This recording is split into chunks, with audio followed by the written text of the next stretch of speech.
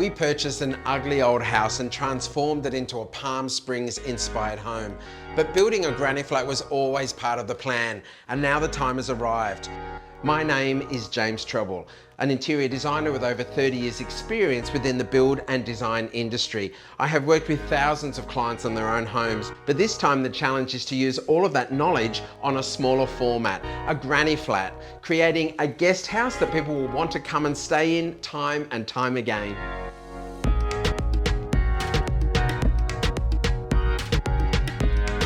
Well, it's all happening quite fast. It's hard to believe that it's only been 3 months since work started on site. But now, despite the bad weather, the roof is on and the walls are up.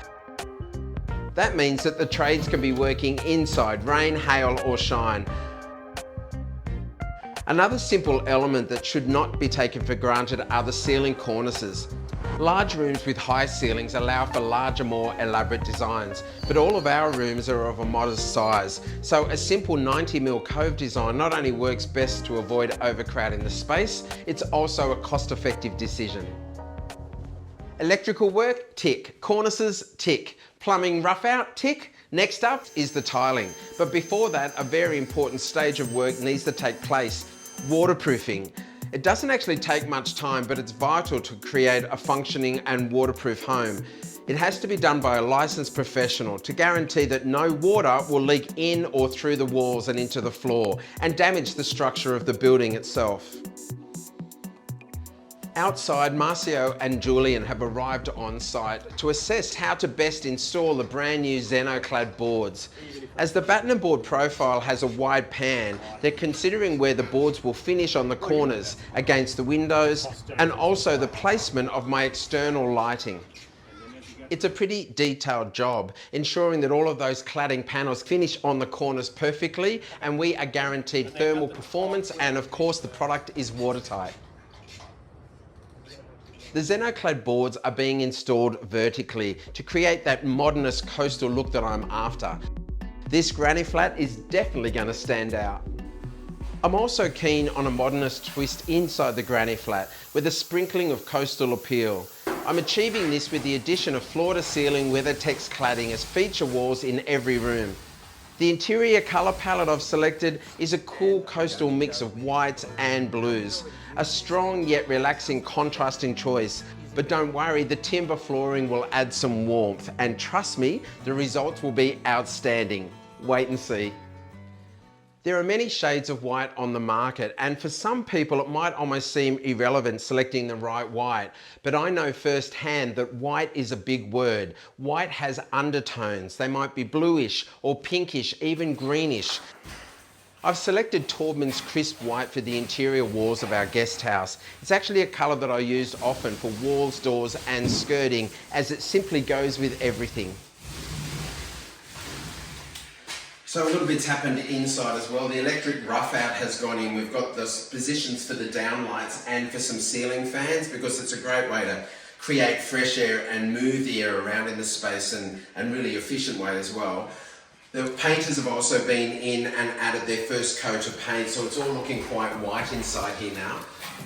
We've also had the delivery of tiles. This is a little bit exciting. So I've got some pattern for the floor and a little bit of the walls. I've got some texture happening with the Kit Kat tiles that are going to sit on top of that. And I've got a little bit of colour. Here they come. Just a hint of this is going to be the splashback in the laundry. The waterproofers have been in, so here is our laundry. You can see that they've put the edge. Then the tilers are going to use some of this sand cement mix to put in a screed so that they can create the falls for the floor so that the water goes to the waste. And inside the bathroom I've also got new waterproofing being put in place.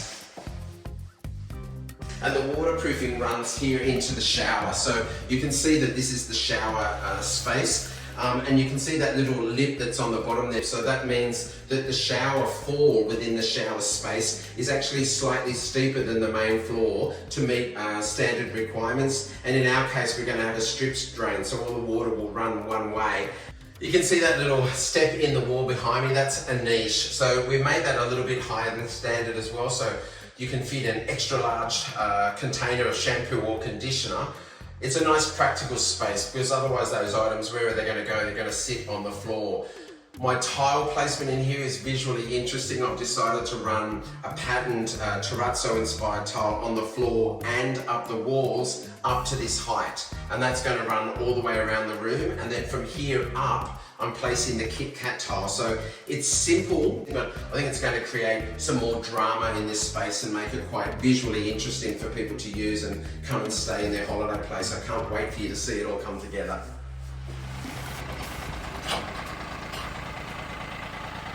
As our metal cladding arrives on site, we know that it's time for our roofing and cladding experts to come back and install this very important external feature. Cladding is a great way to finish the exteriors of this guest house. It's adding texture and character, providing an immediate sense of holiday, a coastal shack, a beach cabin. It's a romantic look and very attractive for a holiday stay. But this one will stand out in a sophisticated way. First, because of the texture having such a statement character, and secondly, because of its colour. That rich, deep indigo is so appealing.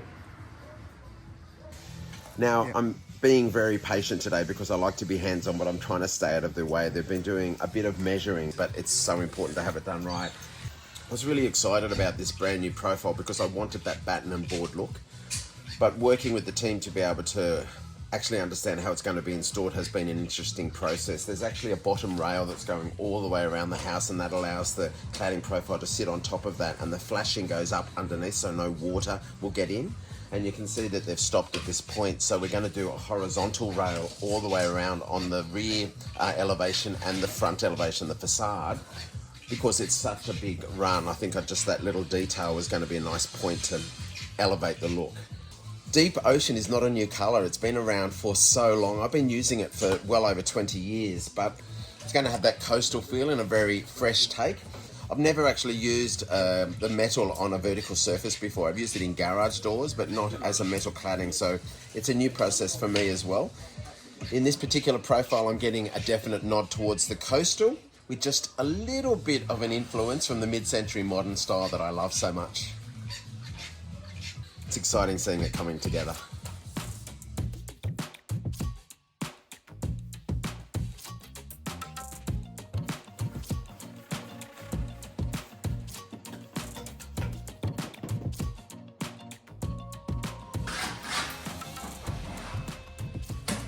It's time for the tiles to go down. Now, terrazzo is not only one of my own personal favourites, it's also been hugely popular for hundreds and hundreds of years. Traditionally created using a mix of concrete and marble chips, it's very hard wearing and beautiful to look at. This statement look is now also available in porcelain tiles, and it's available in an endless range of patterns and colours. I selected a muted mix of colour, a soft contrasting pattern of light grey and off-white, easy to live with and very easy to keep clean. One important thing to remember when selecting tiles is to select the right grout colour. The key to selecting the right grout is to choose one that's close in colour to your tile, but a shade that's slightly lighter. This will make the grout less visible, allowing the tiles to be the star, not the grout, whilst creating an impression of one continuous surface. Now, tiles come in different sizes. Large tiles can look really contemporary, 600 by 600, 600 by 1200. But remember, the larger the tile, they also come with a lay charge for the tilers to install them. In wet areas, it also means additional cuts, as the tiles have to have a fall towards the floor wastes. For this project, I actually selected tiles that are 300 by 600 for the floors, and I'm also running them up the walls, 3 tiles high. I'm doing this as a visual trick. It's actually going to make the room feel larger, blurring the lines between the walls and the floor. The white Kit Kat tiles that I selected for the bathroom are actually installed quite quickly. They come on a webbing on the back in a sheet that's about 300 by 300. Now, here's an important tip when it comes to tiles. Tiles are usually installed one by one, up to a certain size. When you get to smaller tiles known as mosaics, they usually have a webbing on the back. That makes it easier to install. If you use a longer tile like a subway tile, those will be installed one by one. It'll have much higher labour charges. Another important thing to consider with tiles is the thickness of the tile. Now I'm placing 2 different tiles onto a wall. On the bottom of the wall, I'm repeating the floor tiles and running them up. And then I'm putting the Kit Kat tiles on top. The Kit Kat tiles are actually thinner. I'm gonna end up with a space difference where they meet. I'm dealing with this by adding an angle trim all the way around that horizontal line. It's going to highlight the difference between the 2 tiles where they meet and make it look like a designer choice.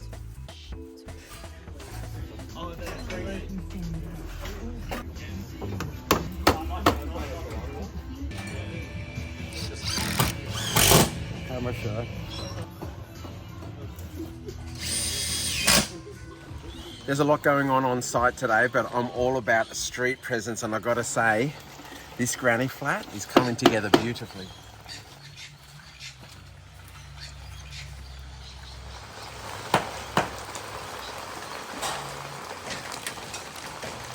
In true renovation fashion, the clouds have opened up and we've got a bit of rain on site, but it's not going to stop the boys behind me finishing with the cladding because they're used to working on commercial roofing jobs and being outside in the elements. Now it's looking pretty damn good, you've got to say. All of that texture now has really elevated the facade, and that beautiful batten and board profile is working perfectly for the coastal take on this granny flat. They're going to add a little bit of beading now all the way around the eaves, and that's just going to finish up where it meets the underneath of the eave for a nice refined look. But from here, I could not be happier with how it's looking.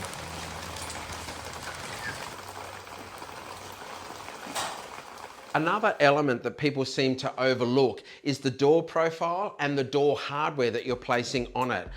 Now, doors come in a range of options with different profiles to suit different styles of homes. It's common for builders to include hollow core flush doors in their contracts. They're a functional door that open and close, but because they're hollow, it's not that great when it comes to sound or thermal insulation. For my clients who are on a budget, I suggest remaining with hollow core doors to doors that aren't so important, such as linens or robes or storage rooms. For bedrooms or bathrooms, then I suggest upgrading to make sure that these are solid core. They're solid inside, as these are rooms that can benefit from sound and thermal qualities. For this particular project, I decided to add some coastal character with some routed doors. They've got 2 distinct panels. I selected gunmetal hinges for this project. It's allowing them to match with the door hardware and my tapware. Now this is an upgrade, standard is chrome. It costs a little bit more, but on this project it's only a couple of $100. I think it's important because it creates that cohesive look and all of the metal finishes now match.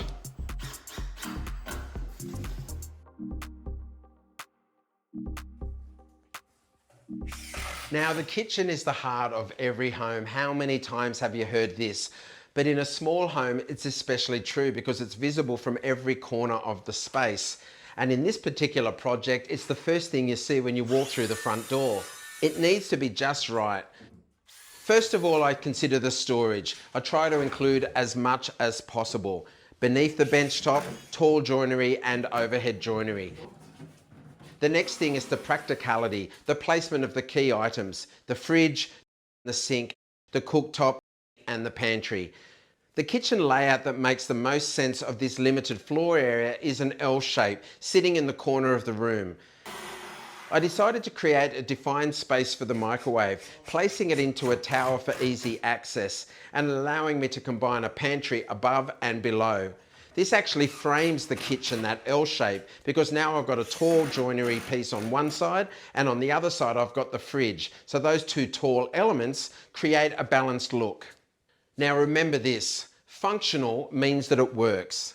Practical means that it works the way that you need it to work. One element after the other, my coastal palette starts to come to life. A muted blue for the kitchen joinery. Textural timber tones to uplift the small laundry. Black frames for the mirrored wardrobes, which is close enough in a dark tone to match the gunmetal elements. One element that was a little bit tricky was the shower screen frame. Fortunately, Granny Flat Solutions sourced me a gunmetal finish from their shower screen provider. This allows me to have one continuous look in the bathroom. The tapware, the shower screen, even the door handle when you walk in. I've got one metallic finish throughout the whole project and it looks fantastic. Well, the joinery's been installed and I think it looks fantastic. And we put the splashback window here, so we've got all of that beautiful natural light flooding in because that side is north for us. It allowed us to go slightly deeper with the joinery. I think it's going to work really well. We've got plenty of storage options, plenty of bench space on either side of the cooktop, bench space on either side of the sink, the fridge in that corner, something tall to help frame the joinery, and then on the other side is where I included the microwave space with some really handy pot drawers underneath. So I think it looks great. It's such a triumph. Working with my principles of interior design, I love including texture and pattern. I've got texture in my WeatherTex cladding inside, and that's going to be a beautiful deep indigo. It's going to contrast with my joinery. So I've got two punches of colour here. But I also love pattern. I'm including a man-made version of a natural stone with our beautiful new Quantum Zero bench tops.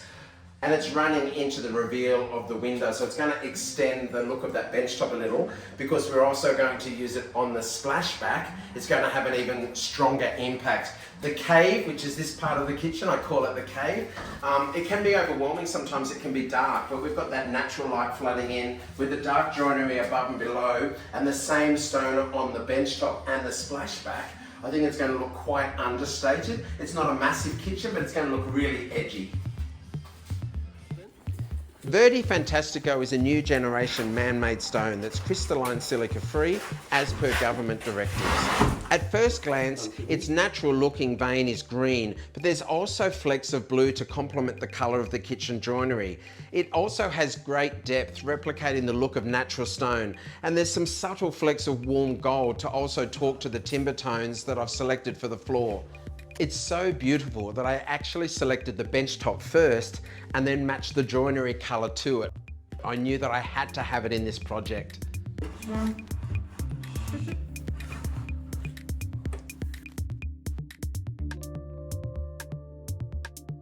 Now to the front door.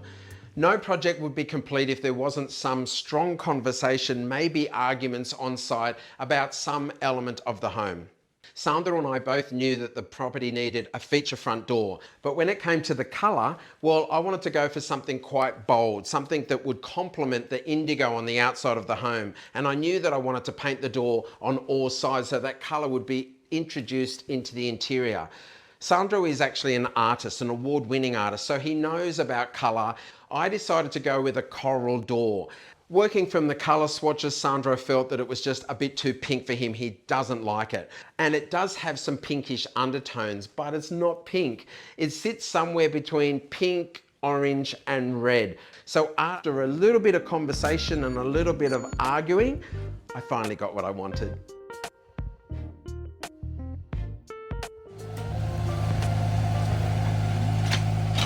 The wide roof of this house is going to collect a lot of water when it rains, and being so close to the coast, when it rains, it really rains. So this is something that we're going to have to deal with.